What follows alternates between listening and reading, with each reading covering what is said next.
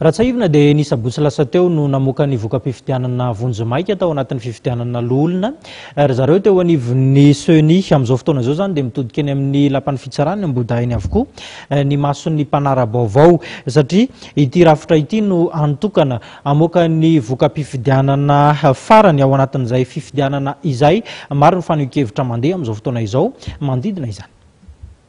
Manana 12 andro aoriana amoahany Seny ny vokatra vonjimaika ny fitsarana avy momba ny lalam-pandrenana amoahana ny vokatra ofisialy tamin'ny fifidianana lolona izay natao 7 Desambra 2024. Izany hoe any amin'ny 4 Janoary 2024 farafahatarany no amoahany fitsarana avy momba ny lalam-pandrenana ny voka-pifidianana ofisialy.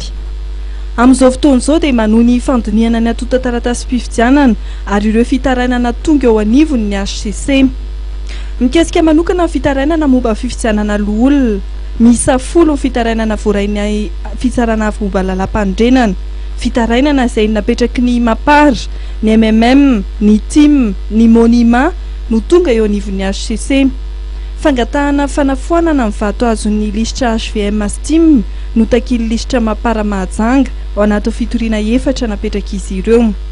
Fangatahana fanafoanana manontolo fifidianana lolona nototsaina ny 7 Desambra 2024 no takin'ny MMM raha tonga fangatahana fanafoanana manontolo voka-pifidianana tamin'ny biro fandatsahambato rehetra tao Toliara no votoaton'ny fitorian'ny lisitra Monima tarihan'Andriamatoa Monjaroindevo.